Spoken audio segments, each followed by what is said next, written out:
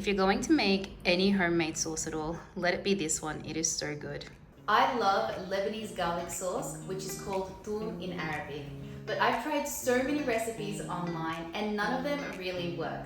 They were either too overpowering or the sauce never really emulsified. But this recipe, it's none of them.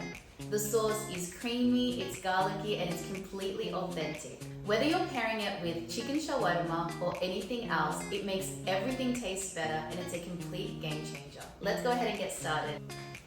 The ingredients for this recipe are very simple. We're just going to use olive oil, around 1.5 to 2 cups of olive oil, depending on how creamy you want it. Some white pepper. Here I've got 1 egg white and 1 whole egg. 3 cloves of garlic that we're going to crush, some white vinegar, and we're also going to put a pinch of salt. Let's talk about garlic. You want to make sure that you choose a fresh garlic when you're at the grocery store, nothing that looks too old or dry. So this seems like a good one.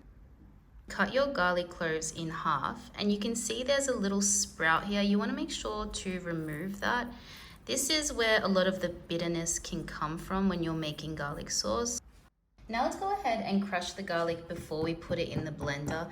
It might seem counterintuitive, but sometimes the food processor doesn't blend them properly when there's not enough garlic cloves in there. So I'm going to give them a head start by crushing them first. And there you go, that should be good enough. So let's go ahead and put our egg in. I put my egg in first, then my garlic, so that the garlic doesn't sit at the bottom of the processor and it doesn't get blended in properly.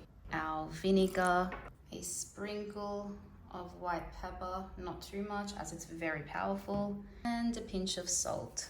We're going to blend these for a minute until it's nice and smooth.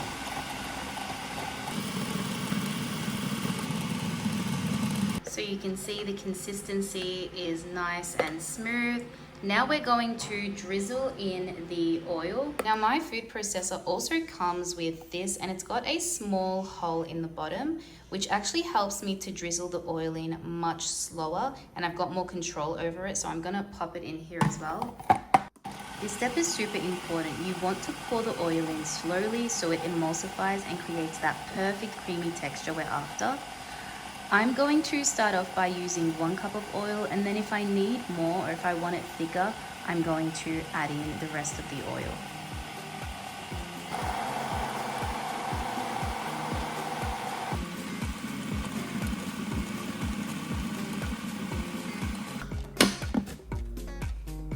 Look at that. So you can see it's not sliding off my spoon. This is the perfect consistency for me. I don't like to use a lot of oil in cooking when it's not necessary, so I'm actually not going to add the remaining oil here. So I've probably used around 1 cup of oil.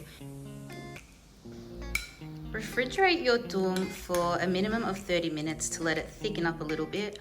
Also, we have used fresh eggs in here, so I like to use it within 1 to 2 days, not more than that. What I love about this toum is that you can use it as a base and make different toum sauces from it.